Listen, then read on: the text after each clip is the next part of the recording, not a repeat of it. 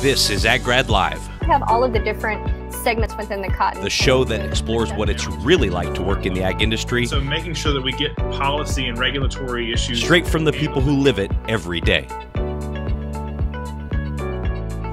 Hey everybody, happy Wednesday. We're back with another episode of AgGrad Live. Sorry, this one's a little bit late, and if you were waiting anxiously on that other post we had posted to prepare for this interview, we had a little bit of technical difficulties we had to sort through, but it's all sorted now, and we are here live. So hopefully you found your way to this broadcast, because I'm really excited for our guest today. We've been profiling the winners of the AgGrad 30 Under 30 every week. We're about halfway through now, and what's fun about these, and maybe unexpected about this program for me, is that every single one of them is just really dramatically different. I mean, everybody's coming at agriculture from a very different lens, and so we're getting to cover a lot of the popular storylines that are happening right now in agriculture, because every guest we talk to is kind of dealing with one of them. So it's been a lot of fun. I'm excited for today's guest. I want to bring him on here. We have Riley Pagett. Riley, thank you for taking the time.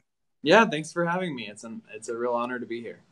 Well, I appreciate you working through the technical issues. If those people have been tuning in, they know in the past couple of weeks, my service that I use for these live broadcasts all of a sudden changed, and I've been a little bit slow to adapt to it. So I appreciate you working through that with me. But first, I need to read your title because I can't remember it. It's pretty long. So you are with the U.S. Department of Agriculture in Washington, D.C., and your title is Chief of Staff, Office of Partnerships and Public Engagement.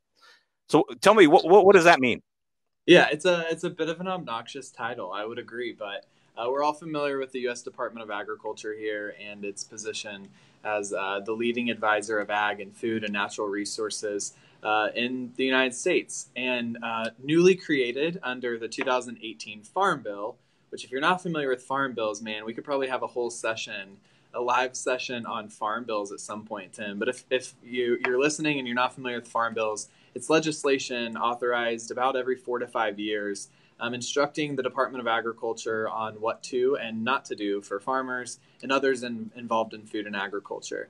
And so newly created under the last Farm Bill, signed into law in December of 2018, was the Office of Partnerships and Public Engagement, which essentially is combining a lot of the former areas of USDA, including the Office of Advocacy and Outreach, the Center for Faith-Based and Neighborhood Initiatives, Office of Tribal Relations, youth, lots of different target audiences into one. And so really the mission of OPPE is to develop partnerships and maintain partnerships with faith-based, education, political, community-driven organizations that interact with the United States Department of Agriculture.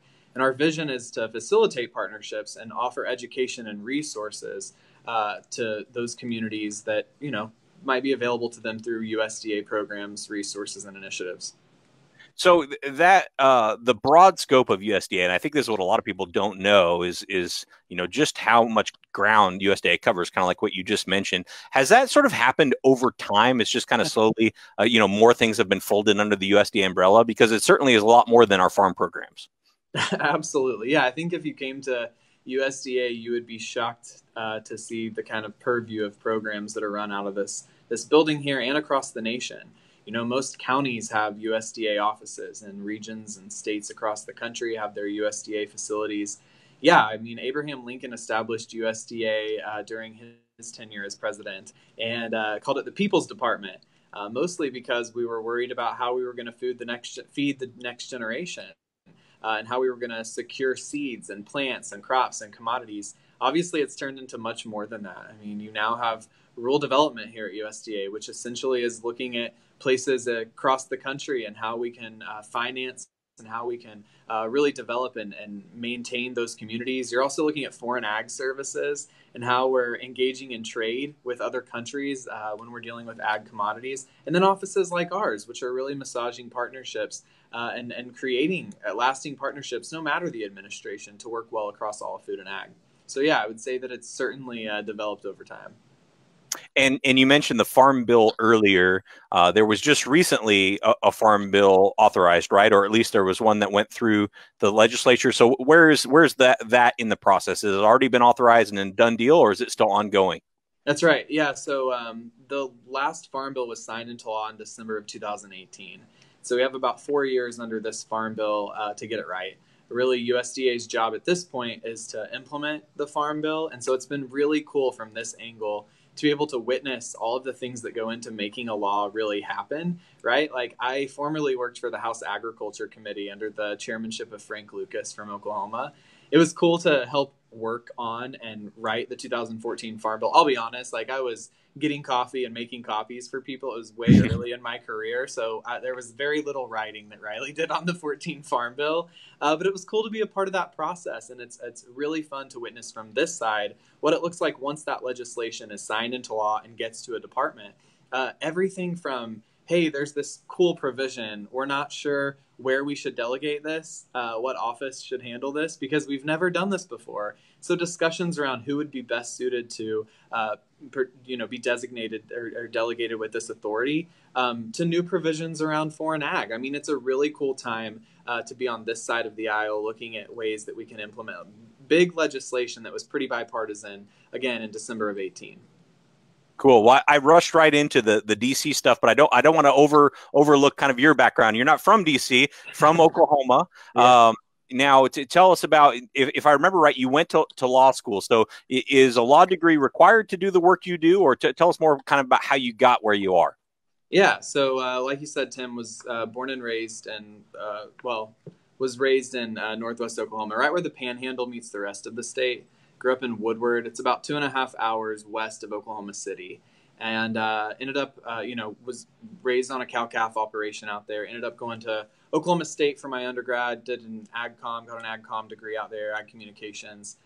Came to Washington, D.C. I had graduated in December and had applied to go to law school in Oklahoma that next August.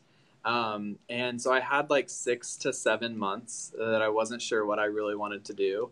And the law firm that I was working at in Stillwater, part-time, mentioned to me like, hey, we know some people in Washington, D.C. It might be a cool time to be up there as they're working on writing the Farm Bill. Would you be interested in going? In which I said, yes. Let's be honest, have nothing better to do. So I hopped on a plane, came to Washington, D.C. That was in January of 2013 with the intentions of staying out here for about 6 months to work on that Farm Bill. And as the story goes, the Farm Bill took about an extra 1.5 years to be written and authorized, that 2014 Farm Bill.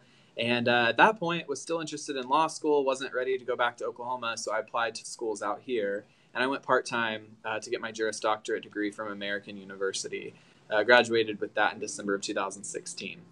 So yeah, no, it's not required to have a law degree by any means. In fact, I was having coffee with an intern earlier today who's thinking law school or master's, right? Like many folks are. I would say, like, this is my selfish advice. Find an employer who's willing to help pay for some of that education, and find a job that you're really passionate about and something that you're really motivated to do, and then line that up with an advanced degree. Like, if you need an MBA, then so be it, but you might not, quite honestly. And so find one that matches up with your passions and the work that you're doing, and heck, if someone's willing to help you pay for it, then even better. Yeah, absolutely. And I think that's becoming more and more common, it seems like, as far as employers, being willing to foot the bill. Obviously, they're seeing the benefit for an employee that goes through that, the personal development they're bringing back to their job, but also just the high cost of education. I think, yeah, I mean, those student loans can take a long, long time to pay back. And if you have some help on that in the front end, it's certainly certainly worth it and certainly beneficial.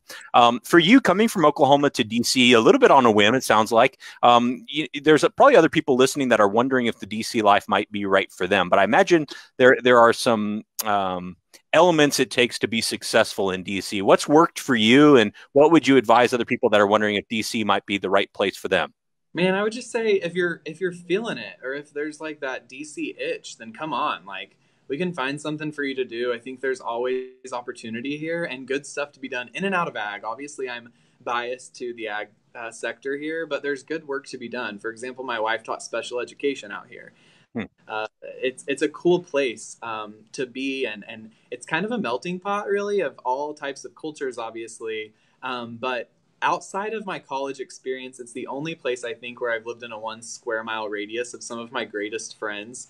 Who are also working and interning in ag and food.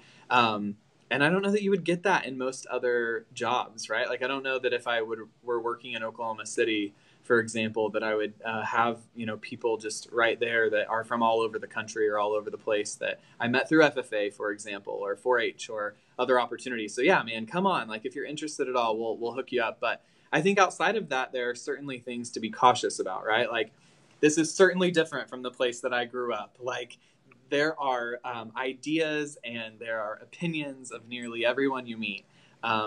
It's one of the aspects that we love and hate about DC. We love it because everyone here has an opinion on something.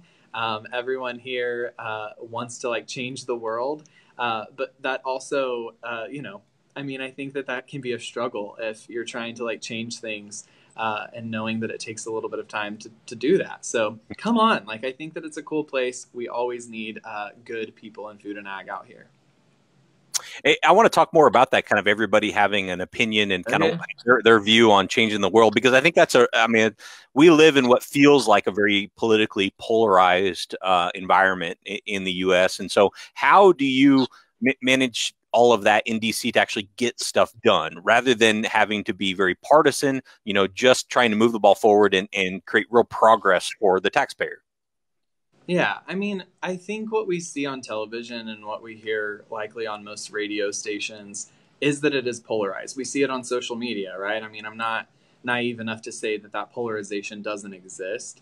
But having worked on the Hill and having lots of mentors who currently work on the Hill, and, in a current situation where I'm working under the direction of a secretary, I think that it is less polarized than what we read. I think that folks up here really are, in most cases, are trying to work together to do good for their constituencies.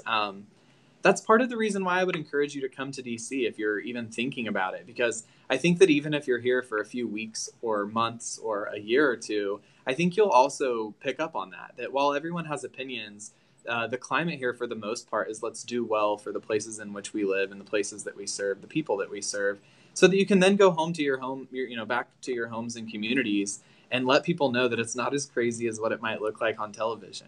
Certainly there are rallies here and marches and things that happen that wouldn't happen in my hometown. But that can be a beautiful thing. And to me, it illustrates what is so good about democracy. You came from a really agrarian area, I guess you could call it. It's very an ag focused area. What have you noticed about people in DC who, I'm gonna kind of lump them all together and say sort of our nation's capital. So decision makers for our country, how do they view agriculture? And what's most common when they hear you're from Woodward, Oklahoma? What's most common in that conversation with someone in DC? I will say this: as much as I love the Hill and as much as I loved working on the Hill, I would say that I was certainly the minority, and that if you're coming from food and ag, you would also be the minority. There are very few members of Congress, for example, that come from farming and ranching backgrounds. I overheard on the Hill one day, I tweeted about this in a thread, so I'll have to go find that, like dig it up and maybe link that in the comments. But it's crazy because I overheard one time getting coffee, this kid saying, my portfolio is ag, it's because I own a Carhartt jacket. And I remember thinking, like, that's insane. Like, if you were just appointed to ag issues because of, owning a Carhartt jacket, we've got a lot of work to do to educate like these people who are working on major food and ag issues. And I think that is the case. There certainly is work to be done. And that's why I so appreciated being nominated for the Advocacy and Education bucket here on 30 Under 30, because I think there certainly is work to be done in the area of advocacy and education around ag and food. I think that if we think our job is done, we're crazy. There are people on the Hill who are good, solid people. And I'm not taking away from their character, but who just don't know what we know to be true about ag. And so it's another reason why we need good, solid people here that are from ag to help encourage them, to help educate them. One of my greatest friends is a legislative director for a member from Oklahoma, and she also knows ag. She comes from ag, but she tells stories often about constituents, even from our own home state, that don't. And so often it's not even just the, misunderstandings that are happening here in Washington, D.C., but they're misunderstandings or notions that are untrue about food and agriculture that people have even in our own homes and communities. So we've got a lot of work to do on that front. Yeah, and I think that's absolutely true. I know where people get lost a lot of times is in the execution of that. What does that look like? What should that look like in practice? What does success look like? What does failure look like? And that's where it gets a little bit messy for me. And I know for a lot of the people, it's like, okay, well, I want to be a good advocate for this industry because I think there's people, honestly, there's really people out there scared that they're being, maybe poisoned, or that there are bad intentions on the part of the people who produce their food and fiber and whatnot. What have you noticed either in your personal life or professionally from an advocacy perspective that you just wish more people in the ag community would understand and embrace? Yeah, I think something I'd love for them to know, and something that's said often, and it sounds cliche, but it's cliche for a reason, is that farmers are the greatest stewards of our land. Often we sometimes get a bad rap because, folks might not understand, or they're not sure what products we're using or how we're treating our animals, but we are the greatest stewards of our resources. And I can't think of a better care of animals than my father, who, is every day after his 8 to 5 is going out to our farm to care for our cattle herd. And I can't think of better stewards of our resources than farmers. And I wish people understood that, we're not here just to make big money. Like, if we wanted to do that, we would do something totally different. Believe me, we're here because we care about, the tradition that comes with farming and ranching, and we care about a safe and abundant food supply. I think this is not your question, but I'm going to go ahead and take this as a spinoff. I think the best way to do that sometimes is by communicating with folks over a meal, right? And inviting them into our homes. Or I said earlier, I'd love to talk about ice cream on this show because I am a advocate also for ice cream and love finding cool ice cream places. So if you know of any, hit me up. But I think one way to do it is over a meal, or over ice cream, or over coffee, and discussing with that person where those products came from. We're often eating food and wearing clothes that likely came from a farm nearby, and we're not talking about it. We're taking those things for granted. And so I think that if we can converse with people that way, and in that manner, then we can at least take a small step in the form of advocacy. All right, I'll take you up on your ice cream idea, because oh shoot, I'm trying to remember the name of I had a guest on my other podcast, Future of Agriculture. They're in Virginia and they're setting up a creamery. They're dairy producers instead of a creamery. Okay. I'll get you the info. I can't remember it offhand, but I'm going to get you that info. Please do.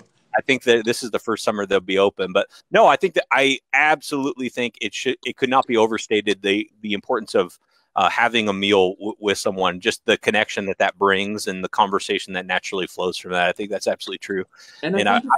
Sorry, go ahead. No, please.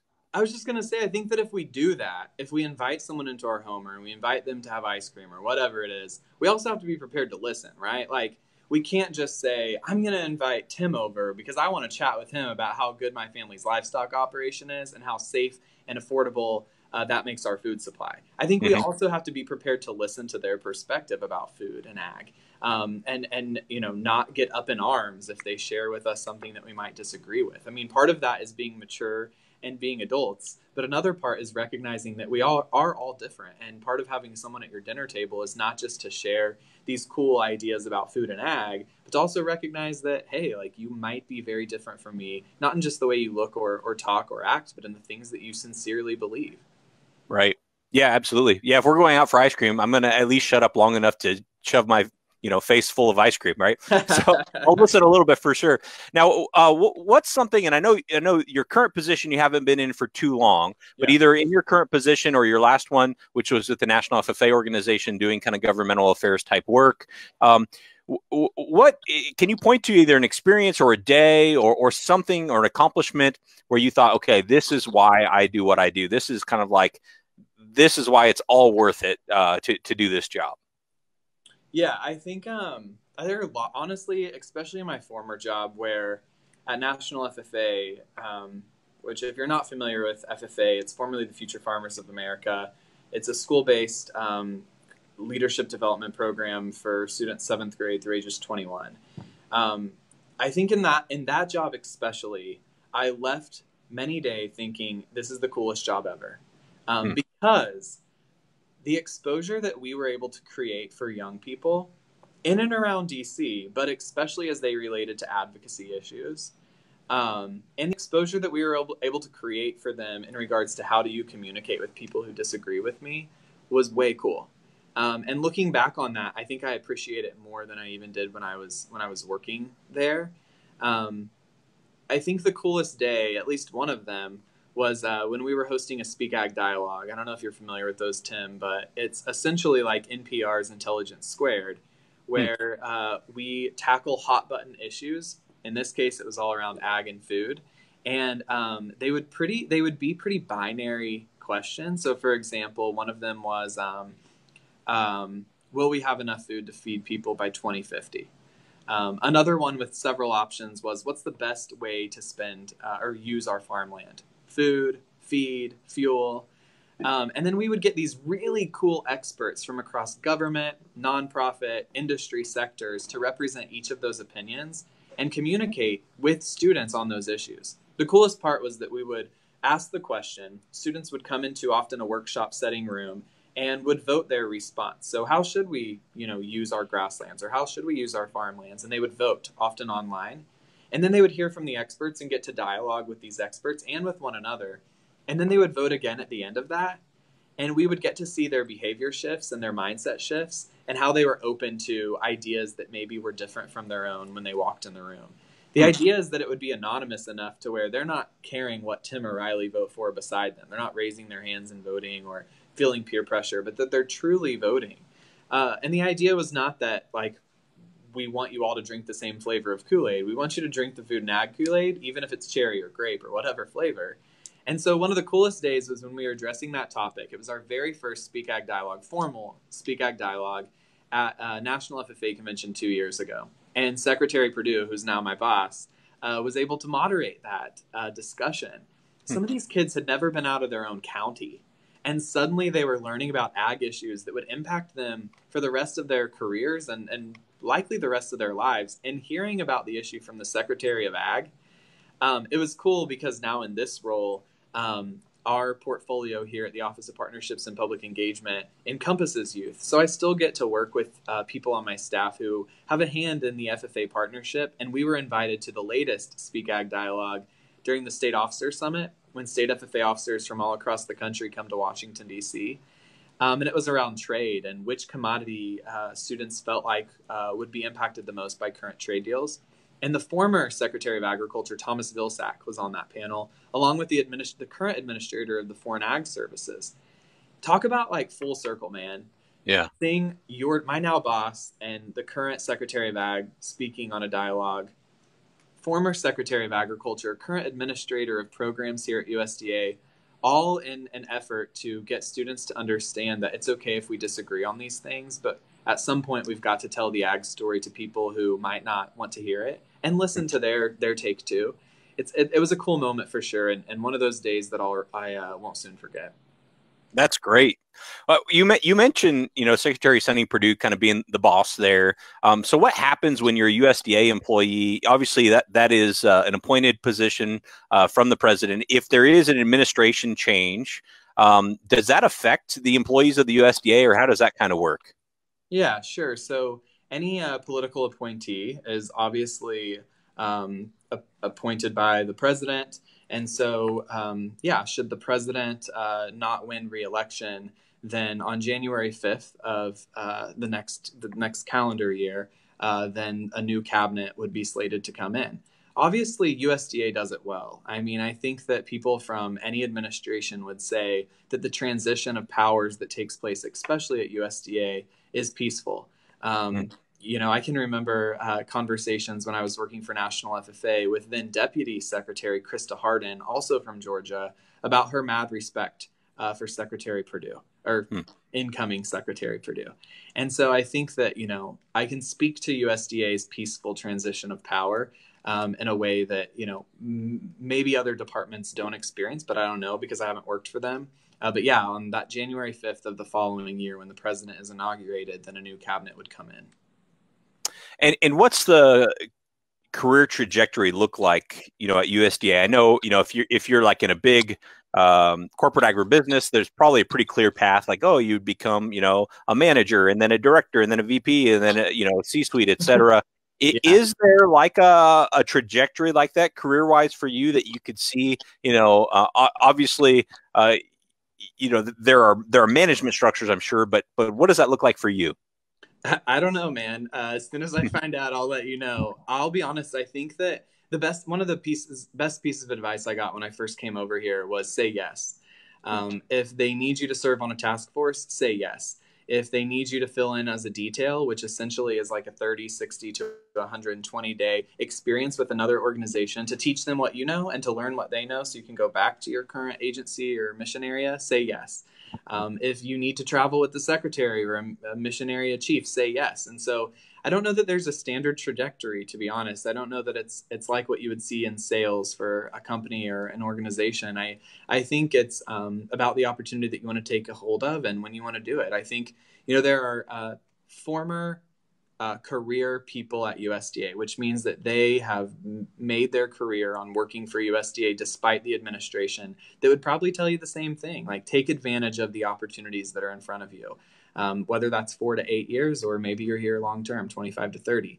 I think that if you wanted to be a chief or be an associate chief or be a director or be an undersecretary, I don't know that USDA experience would hurt. I think, you look at current undersecretaries here and the majority of them have wicked business experience too. It probably depends on the agency in which they're looking for an undersecretary for, right? Like rural development, you're probably wanting a visionary and also someone with finance background. Foreign ag service, it would make sense to have someone with foreign ag experience. So I don't know that there's like a standard trajectory, but I think the amount of experience you're able to get in public or private or nonprofit sector is all valued here. And I think that shows in the cool makeup that Secretary Perdue has put into place. Cool. Well, my background's in trading, and so like if I wanted to know if I'm doing a good job or a bad job, like I just look at my own, profit and loss, like how am I doing? And then now recruiting, it's like, am I filling positions for my clients or not? It's like so easy to tell, am I doing a good job or am I not? What's that look like in a role like yours? How do you know if like, okay, am I doing, would I rate myself an A+ this week, or would I rate myself a C-? And like, kind of how do you understand how effective you should feel about the performance in your job?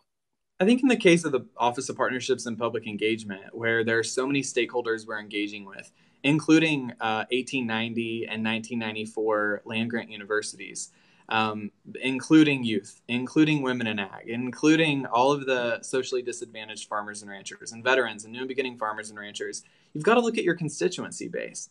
Like, what are we hearing from these constituents? What are they hearing, or what are we hearing about the ways that USDA offers customer service? What are we hearing about the way they are or aren't receiving their grant monies on time, or what they need from us? And then how are we connecting them to other people within USDA, or how are we answering their questions on our own? I think we've got to look at that log and say, like, are we connecting the dots? And are we connecting folks to resources and the tools that are available to them here? I think at the end of the day, like, if we haven't done a job with that in any sector of the government or in any office in the government, we're going to hear about it. I mean, you're going to hear about it on the news. We're going to hear about it. Our phones won't be off the hook, or won't stop ringing, and we'll be off the hook. We'll hear about it from our constituents. So I don't know that there's an Excel spreadsheet to say we've connected 800 million people to 800 million different resources like you might see in sales, but I think we would certainly hear from our constituency base, and we do. If and when we need to do a better job.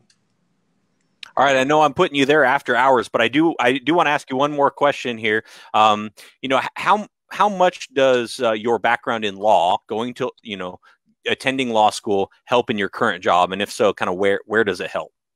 Yeah, I was telling that intern earlier today that I never regret, not one single day, do I regret going to law school. The relationships I built there, the skill set, the knowledge, it's all been beneficial for me. I would never do it again.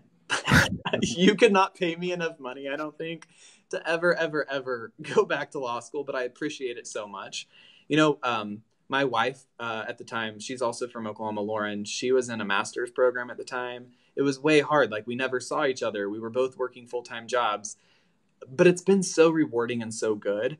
And it's helped me in this job in particular in so many ways, because I understand the need to communicate the ag story. I understand the need to listen to people who might not understand the ag story, or to people who might disagree with me, like we spoke on earlier, Tim.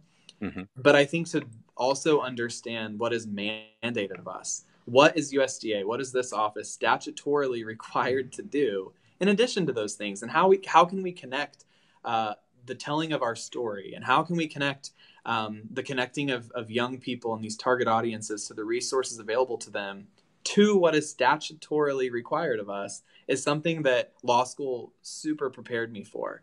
I would caveat that by saying that I think you could do this job even if you didn't go to law school, right? Like, maybe I hope my boss isn't listening to that. Like, maybe that was my job security there, but I think that if you are passionate about connecting people to resources at USDA or any government agency, if you're passionate about public service, if you want to come in to work early and leave work late, and answer the phone and make sure that when you're on the farm connecting people to resources, you're fully there and you're fully present, then I think that you could do that with or without a law degree.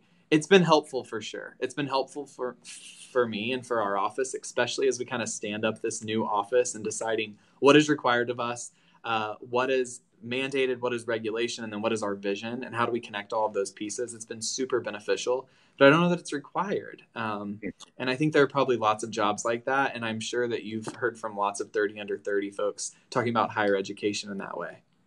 Yeah, I mean, I think the bottom line is the education can't hurt at all, but it really is how you build onto it, and what type of context you can provide to actually apply that learning, and that's completely on you. And I congratulate and commend you for AgGrad 30 under 30. Thanks for taking the time, and sorry for the technical issues here. If you're tuning in and you only caught bits and pieces of Riley, you can listen to this on the AgGrad Live podcast. It should be available next week, or actually the week after, or on our YouTube channel, just the AgGrad YouTube channel. And Riley, if they want to reach out to you directly, what's a good place to send them? Is there a social media platform or an email address that you'd encourage people to reach out to you on?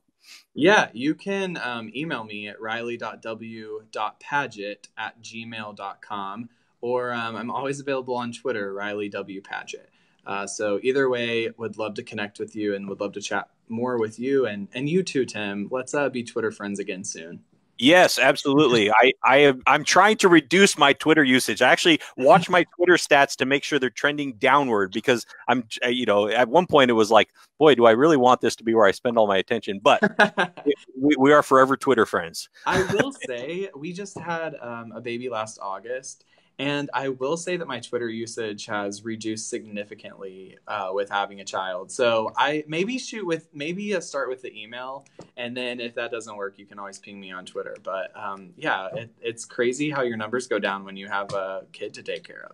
I know it. It's like this whole other being that wants your attention all the time. Yeah.